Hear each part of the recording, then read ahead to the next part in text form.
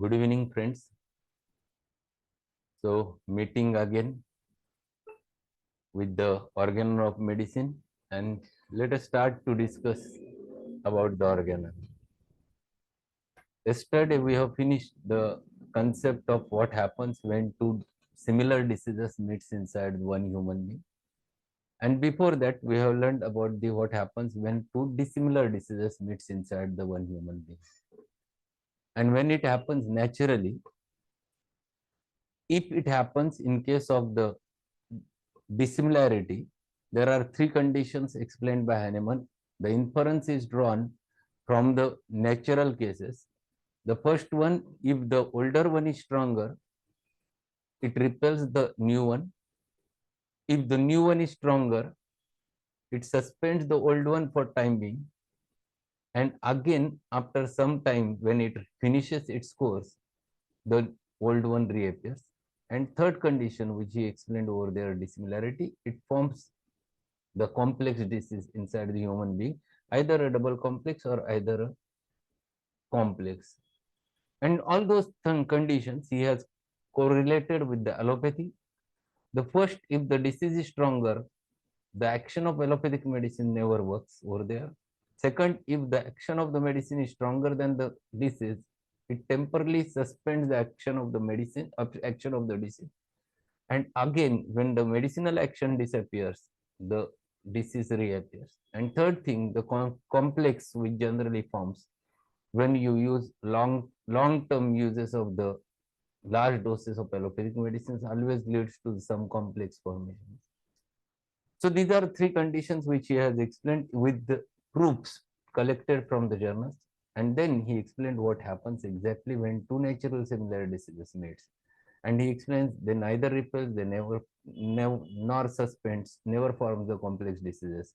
But the stronger one annihilates or extinguishes the weaker one permanently.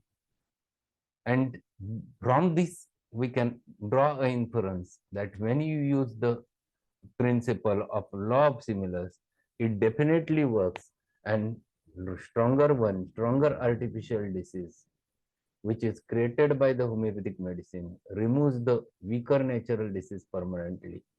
So up to this we have discussed. So we have discussed about the aphorism number 47. Let us start with the 48 today. Neither in the course of nature, as we see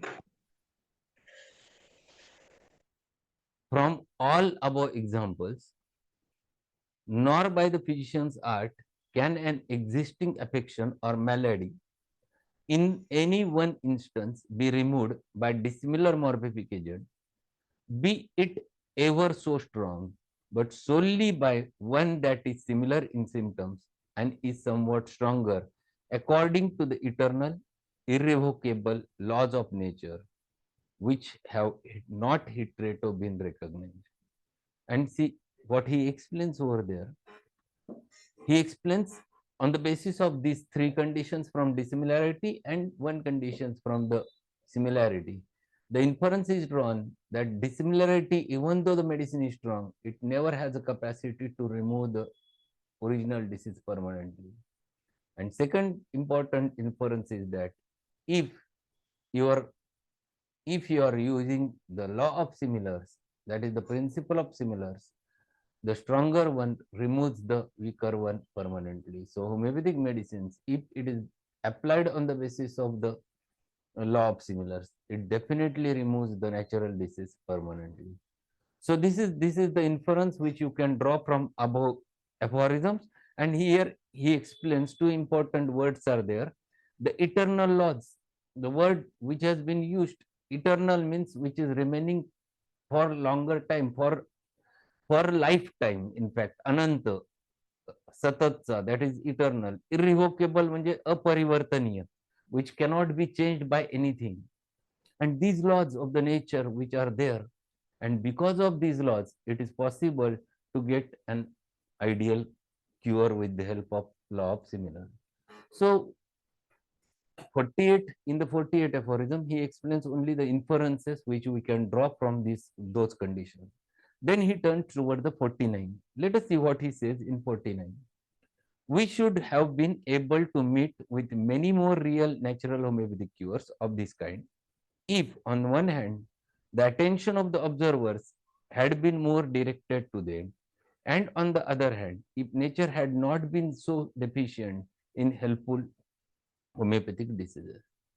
So, what he says, if we depend upon nature that some natural disease will come and then it will cure the original disease, it never happens. There are very few diseases where this similarity is there, and you cannot wait that another similar disease will come and then we'll treat the patient. So what we have to do, we have to understand the principle behind that.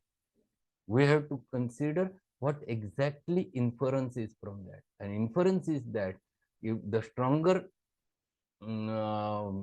natural disease removes the weaker one permanently only if it is similar in its manifestation. And if this is the inference, then there is no need to wait for another natural disease will come. So it is time to use this principle with the help of homeopathic medicine, apply that medicine in the similar form, that is in dynamic form, and give it to the patient. This is the basic inference one can draw from it, and never wait for the nature to develop the such types of similar diseases in future. And then he explains in the 50th aphorism, mighty nature. Mighty means which is very strong, which is Shaktiman, Prabal. Mighty nature herself has, as we see, at her command, as instruments for effecting homeopathic cures, little beside the miasmatic diseases of constant character, the itch, measles, and smallpox, morbific agents which, as remedies, are neither more dangerous to life and more to be dreaded than the diseases as they are to cure, or of such kind, like the itch, that after they have effected a cure, they themselves require curing in order to be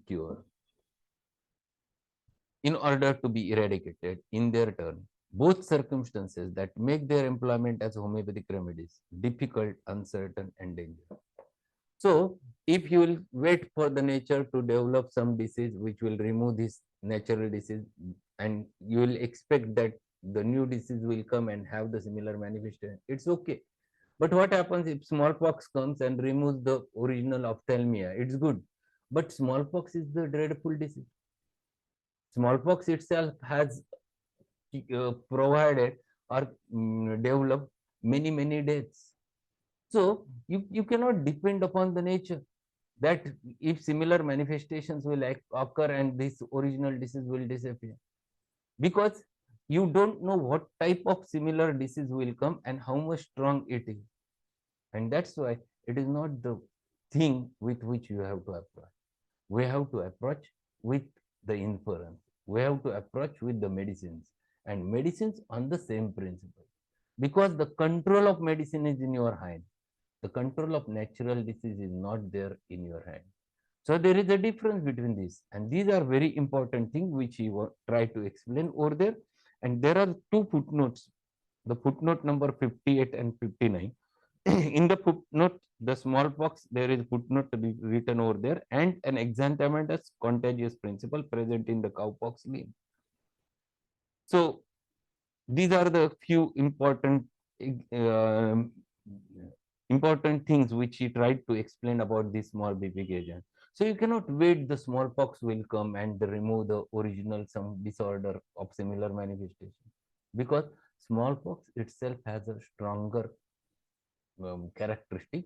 It can damage the health, because acute disease, it has two ends, either a recovery or either a death. And that's why one cannot depend only on the mighty nature.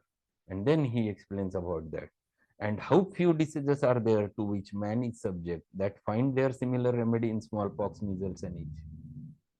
So there are very few disorders where you can get such types of similarity.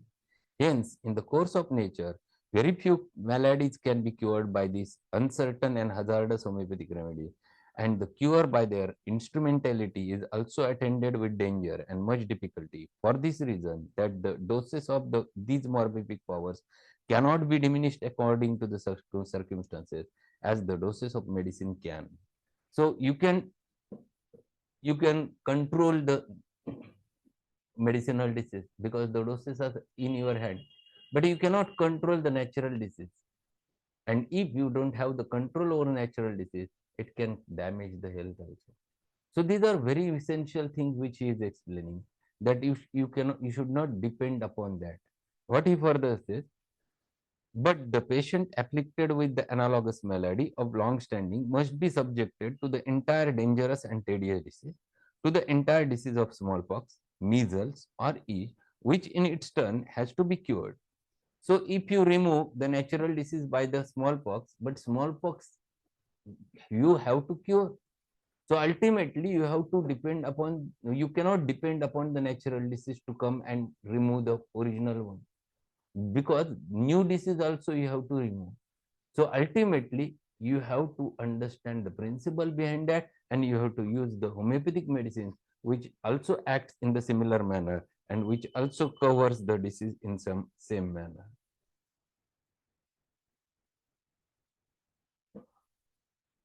And it, as is seen, we can point to some striking homeopathic cures effected by this lucky concurrence.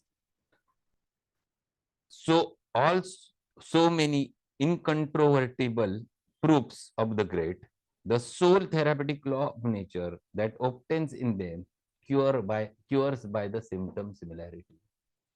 See what he is explaining. So, ultimately, you have to understand the inference. Ultimately you have to find it out what we can we can infer from it is nothing but the law of similars. So we have understood when two natural similar diseases meets inside the human being, the stronger one removes the weaker one permanently. It means if you give a stronger homeopathic medicine in the same dynamic form, it will definitely remove the natural disease permanently. And if it removes the natural disease permanently, whatever artificial disease you have created with the help of homeopathic medicine, that will also vanish. The action of it also vanish, and patient will be cured permanently. So ultimately, the inference we have to draw is the law of similars. And this law of similars we have deduced from all those experiences which Hahnemann have gathered from the different journals, from the nature, and ultimately comes to the same law. And that's why the law, nature's law of cure as well as law of similars, why they are considered to be natural laws, because it happens in the nature. So we have to take the inference from the nature and we have to apply that inference in the patient's cases. So here in the 50th aphorism, he explains how homeopathic cure takes place. And this homeopathic cure takes place only on two important things. It depends upon the law of similars. At the same time, it should work at the same dynamic plane. Then and then there will be an ideal cure which you can achieve. So we have finished up to the 50th aphorism, and now 51. Those students who have joined, there is one question in this paragraph. Common questions in the second year, third year, fourth year. Happy-go-lucky operation. Explain happy-go-lucky operation. And this he explains in this 51 aphorism. So we'll start with the 51. This therapeutic law is rendered obvious to all intelligent minds by these facts, and they are amply sufficient for this end. So this is the therapeutic law, law of similars or nature's law of cure, and it has been deduced by the intellectual mind and with the help of facts. The facts are mentioned with the help of facts. He has explained this is the law which can be deduced. But on the other hand, see what advantages man has over the crude nature. Inner happy-go-lucky operations. Underline this happy-go-lucky operation. Happy-go-lucky operation is the word which has been used for the homeopathic cure. The way homeopathic cure takes place. Because whenever homeopathic cure takes place, it is so gentle that it never creates any turmoil, any problem, any harm, any hazardous effects, and it cures the patient. And that's why Hahnemann utilized this terminology that how in a gentle manner the homeopathic cure takes place. So this happy-go-lucky operation by the nature, he explains over there, how many thousands more of homeopathic morbific agents has not man at his disposal for the relief of his sufferings, fellow creatures in the medicinal substances, universally distributed throughout the creation.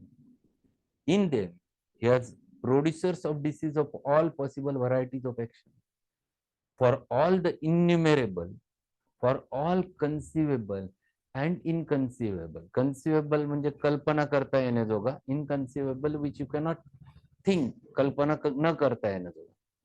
For all conceivable and inconceivable natural diseases to which they can render homeopathic aid, morbific agents, medicinal substances whose power, when their remedial employment is used, completed, being overcome by the vital force, disappears spontaneously without requiring a second course of treatment for its extirpation. Extirpation means to remove it completely, samul nash, sampurna nash. For its extirpation, like the itch, artificial morbific agents, which the physician can attenuate, subdivide, and potentize almost to an infinite extent, and the dose of which he can diminish to such a degree that they shall remain only slightly stronger than the similar natural disease they are employed to cure. So that in this incomparable method of cure, there is no necessity for any violent attack upon the organism for the eradication of even an inveterate disease of old standing. The cure by this method takes place by only gentle, imperceptible, and yet often rapid transition from the tormenting natural disease to the desired state of permanent health. So what he explains over there, that if we draw inference from that there is a law of similar, if we find it out a right remedy on the basis of law of similar, and if we give that remedy in the infinite similar dose. So if we get a right remedy and it is just somewhat stronger than the natural disease, means we have judged the susceptibility, we have judged exactly the constitution, we have judged the pathological condition of the disease, and accordingly we have selected the potency of that remedy and we have prescribed the remedy. What happens when the disease disappears? It disappears imperceptibly. The word which I have used is very important. In a gentle manner, without knowing when this has happened. You never understand when this has happened and when it has gone. So this is too important to understand. This is commonly happens with the homeopathic way. We'll take a simple example. Patient comes to you with a severe headache associated with the vomiting. So there is a vomiting as well as severe headache. And he says that doctor, I used to get this vomiting and severe headache whenever I used to get acidity.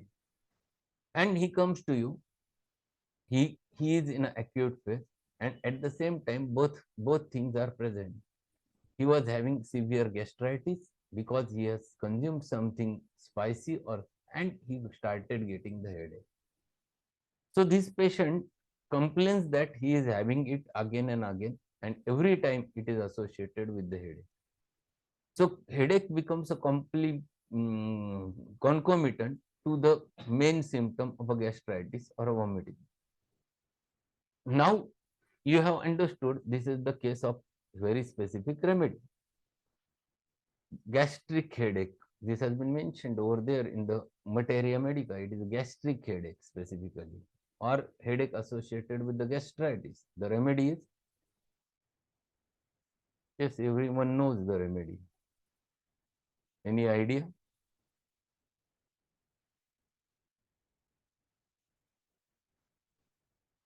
No answer.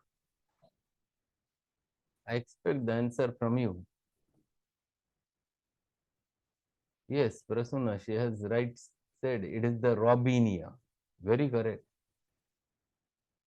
So if you would have prescribed Robinia to the patient, You have given Robinia 200 or Robinia 30 depending upon the susceptibility of the patient, and you have prescribed Robinia. And patient is sitting over there for half an hour, and he never understands when the complaints have disappeared. He becomes fresh, his headache stops, his burning stops, his pain in abdomen stops. It disappears imperceptibly. Patient never understands when it disappears. And this is the gentle way of treating the patient.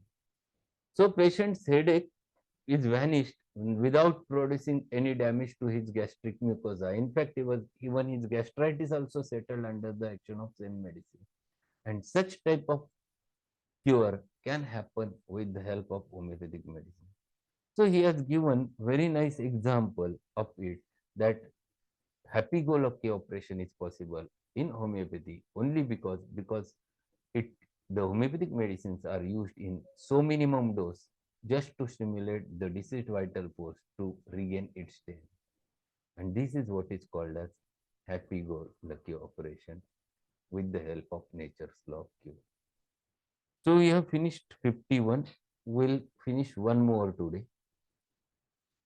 From aphorism number 52 to 56, they are wholly rewritten in the 6th edition. There is a difference between 5th and 6th edition, and these 52 to 56 aphorisms, they are totally rewritten by Hahnemann because his concepts are changed, and that's why he has changed from 52 to 56. So we'll start with the 52. There are but two principal methods of cure. Number one, the one based only on the accurate observation of the nature, on careful experimentation, and pure experience, the homeopathic, before we never designedly used. And the second, which does not do this, the heteropathic or allopathic. These are two terminologies used by Hahnemann for the allopathic and heteropathic, because there is no correlation between the patient's symptoms and the medicinal action. And that's why he used the terminology heteropathic. There is no similarity or no correlation, in fact. Each opposes to each other. So he says that if each opposes to each other, so if principle of homeopathy opposes to the principle of homeopathy opposes to the allopathy, each opposes to each other, and only he who does not know either can hold the delusion that they can ever approach each other or even become united, or to make himself so ridiculous. Ridiculous म्हणजे हास्यास्पद. You can laugh at it. Ridiculous. So ridiculous as to practice at one time homeopathically, at another allopathically, according to the pleasure of the patient. A practice which may be called criminal treason against divine homeopathy.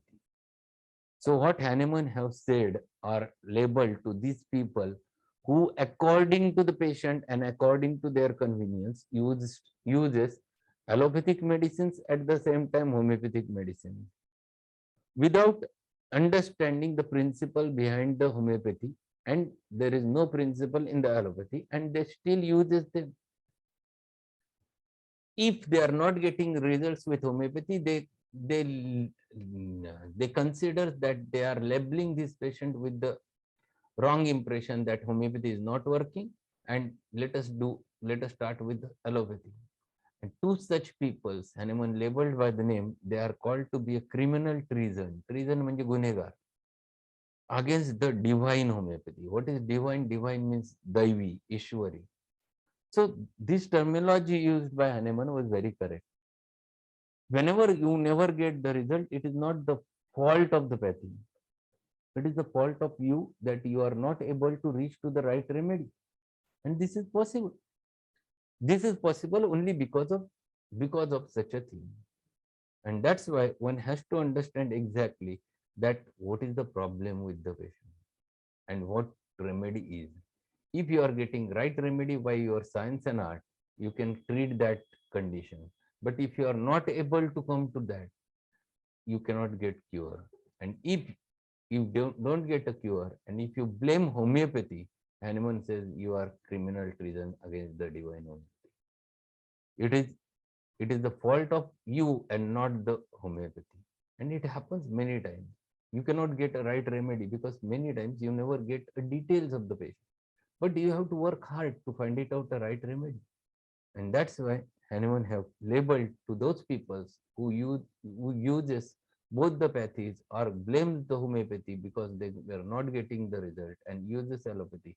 To them, he has labeled by the name of criminal treason against divine homeopathy. One more word which Hahnemann have used for them is the mongrel sect. So this is the same terminology which he has used for those people who used to use homeopathy at the same time allopathy.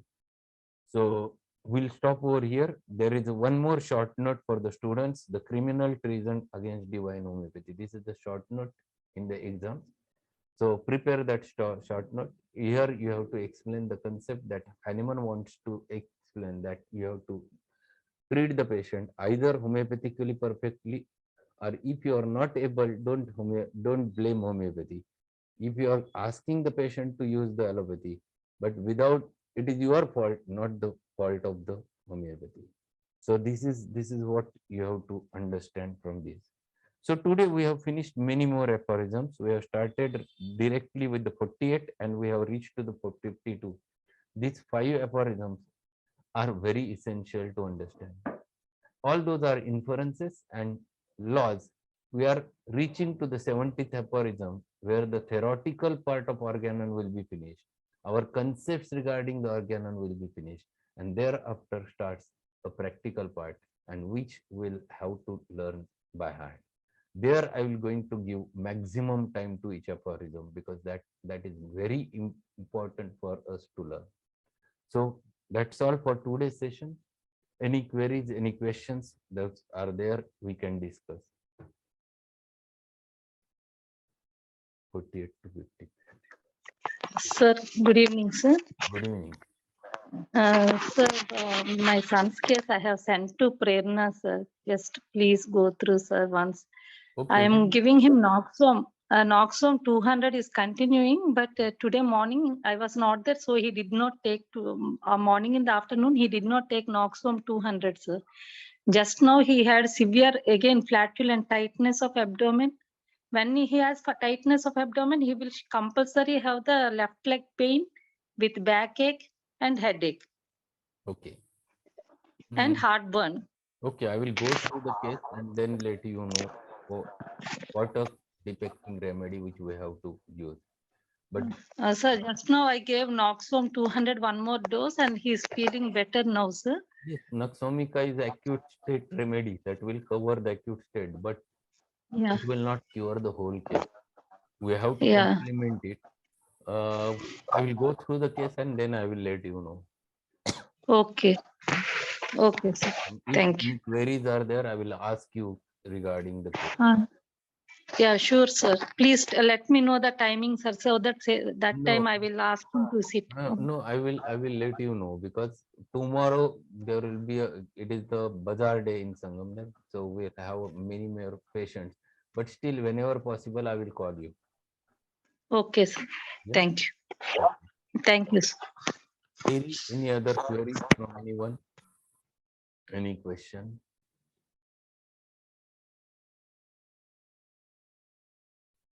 This is the problem with homeopathy. We never have questions.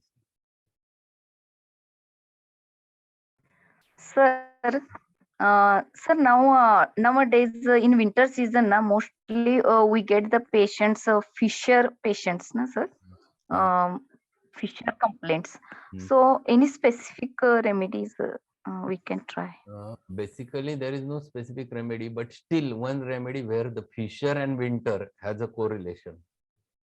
And I think that you know, which is the Nitric acid? No, no nitric acid petroleum. is very defecting. It is petroleum. Okay, sir. Petroleum So is we can try. having the winter aggravation, and the fissures are Yes. always there with the petroleum. Petroleum has a fissure at Okay. different places, even at the it produces fissures at mucocutaneous junctions. It has fissures basically at the even in the eczemas, there are fissures, cracks which develops in petroleum, and petroleum has a typical winter aggravation. So that is one remedy one should Okay, sir. forget. And old people, they used to use white petroleum jelly for local application during winter. So that has a correlation that petroleum has a soothing effect in this dryness which develops in winter. Okay. Okay.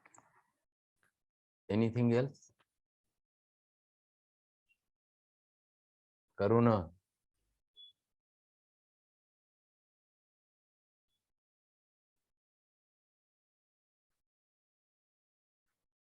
So we'll finish the today. Now colds and cough and mild hoarseness. No, wait for some time, Prasanna. Don't use anything. We'll wait for some time. Naxolmica also has a capacity to cover that, so no need to add anything. So we'll conclude the meeting and we'll meet tomorrow at the same time. Thanks a lot. Thank you, sir.